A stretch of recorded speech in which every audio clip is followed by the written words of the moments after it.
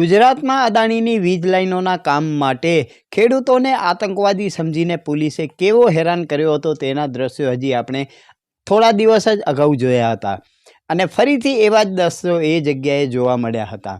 અદાણીનું જે કામ છે તે કામ કરવા માટે જે લોકોને ખેડૂતોને હેરાન કરવામાં આવે છે તેના આ ઉત્કૃષ્ટ ઉદાહરણ છે।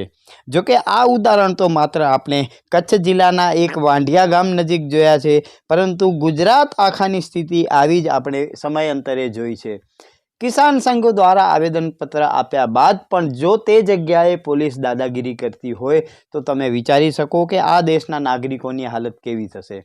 અદાણીના કામ માટે જાણે સંતરીથી લઈને મંત્રી સુધી તમામ લોકો અદાણીના ચરણચાટુકાર બની ગયા છે। તેવામાં જગતના તાત ખેડૂતોની કેવી સ્થિતિ થાય છે તે આપણે આ દ્રશ્યો પરથી જોઈ શકીએ છીએ।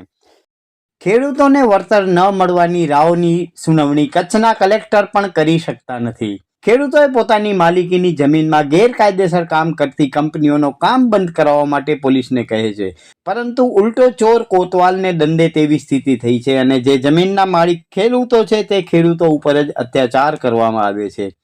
આવી ચરણવંદના તો કોઈ દિવસ ક્યાંય આપણે જોઈ નથી। ભારતમાં ઊંધી ગંગા વહી રહી છે અને આમ ઉલટો ચોર કોતવાલને દંડે તેવી સ્થિતિ થઈ છે। તો સાંભળો ખેડૂતો અને સરકારી ગુંડાઓ વચ્ચે કેવો સંવાદ થયો તે। હું ખેડૂત છું, હા મારી જમીન છે।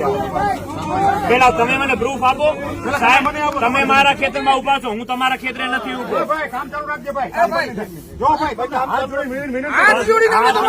પેલા પ્રૂફ આપો સાહેબ, પછી આવે સાહેબ। તમે લઈ આવ્યા હો, તમે લઈ આવ્યા હો પોલીસ પ્રોટેક્શન દો, મને કાગળ આલો બતાવો, પર તો દો, બતાવો ક્યાં છે બતાવો। મેં આજે આરટીઆઈ કરી હતી 2 દિવસ પહેલા, આજે 4 દિવસ થયા, એનો જવાબ ક્યાં આવ્યો? સામચારી પોલીસ સ્ટેશન કરી, તમે ત્યાંથી આવ્યા છો ને, બસ તો આપો। પણ ત્યાં ઘડી ઘડી ખેડૂત નહીં જાય, બરાબર છે? આરટીઆઈ નો કોઈ જવાબ આપ્યો નથી, કામ ચાલુ કરવું છે તમારે, ખોટી દાદાગીરી લુખી હલાવો હો અને તમે કંપનીનું રક્ષણ કર્યા વાળા સાહેબ, ખોટી વાત નહીં। મને એક વાતનો જવાબ, લુખી દાદા જો ક્યાં હુકમ બતાવો મને, જો હુકમની કોપી આપો, ક્યાં હુકમની કોપી, ક્યાં જો કોપી ટેબલ માંથી બેસો ના દઈને જતા રહ્યા, થાંભલા નાખીને આમાં કેટલા અસરગ્રસ્ત છે પૂછી લો। એ તો તમારે અરજી કરવી પડે છે તે વખતે, અરજીનું કોઈ દાદ નથી, 5-7 વર્ષ પછી અરજીનું કોઈ દાદ દેતા નથી। આ ખેડૂત નાટ માણસ છે બધા, અમે નાટ માણસ ની રહેવા દો, નાટ માણસ કેટલાય મને ખબર છે બધી, બરાબર? નાટ માણસ કોઈ છે નહીં આગળ, એટલે આવી વાત નહીં કરશો। બાકી હવે આમાં અમારી પાસે મર્યાદાઓ બહાર જાય છે। તમે લોકો અમે કીધું કે તમને ટાઈમ મળ્યો અઠવાડિયું સુધી કલેક્ટર સાહેબ પાસે જાઓ, હુકમ ઉપર સ્ટે લઈ આવો, તમે કઈ કલેક્ટર સાહેબ ની વાત કરેલી છે? હા, મારે હુકમ જોઈએ, સોમવાર નું વાત કરી છે તો સોમવારના જવાબ આપશે કલેક્ટર સાહેબ। હા, બીજી વાત કરેલી તમે કોર્ટમાંથી સ્ટે લઈ આવો, કોર્ટમાંથી સ્ટે એવી ખોટી વાતો કરશો તો એ તો કેમ કેટલા દી ચાલો સર, સ્ટે આવશે ત્યાં સુધી કામ થઈ જશે, એનો જવાબદાર સ્ટે એક જ દિવસમાં કેવી રીતે આવે? કેવું છે તમારો વિષય, તમારે કામ બંધ કરાવવું પડે, તમે કામ સ્ટે લઈ આવો। બાકી તમે અહીંયા જગ્યા ઉપર અડચણ કરશો પછી અમારી મર્યાદાઓ છે, અમારે પ્રોટેક્શન સાથે કામ કરવું પડે, કાલ ઉઠીને બળ પ્રયોગ કરવો પડે, એ અલગ વસ્તુ છે। તમે તમારી મર્યાદાઓ ભૂલો છો એ ખોટી વસ્તુ છે મર્યાદા તો તમે આ લોકો અહીંયા ભેગા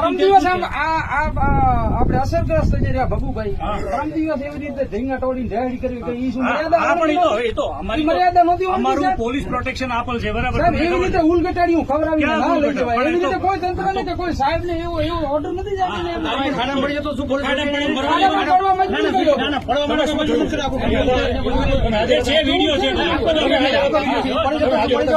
અને મરી જાજો, આ પેટ ના હોય તો મરી પણ જાજો, ભલે મરી જાવ પડે। વજણી ચાલુ થવા દો, તમારા પોલીસ નો રોલ શું છે ભાઈ? તમે આ બળજબરી કરો છો, તમારો રોલ છે જબરજસ્તી તમારો શું છે? ખેતરના માલિક છે,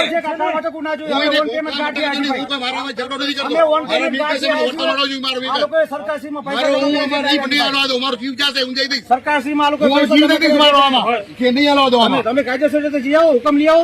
આ ફિટિંગ વાત થઈ, કાલનો આપણો ભાઈ તમારા હુકમ આ બાજુ આખી ફાઇલ લઈને આવ્યા, અમારે એમ નહીં, અમે લાવો, લાવો, એટલે કાલનો અહીંયા શું છે? અમે તમને પરમિશન આપી એની સાઈન આપો.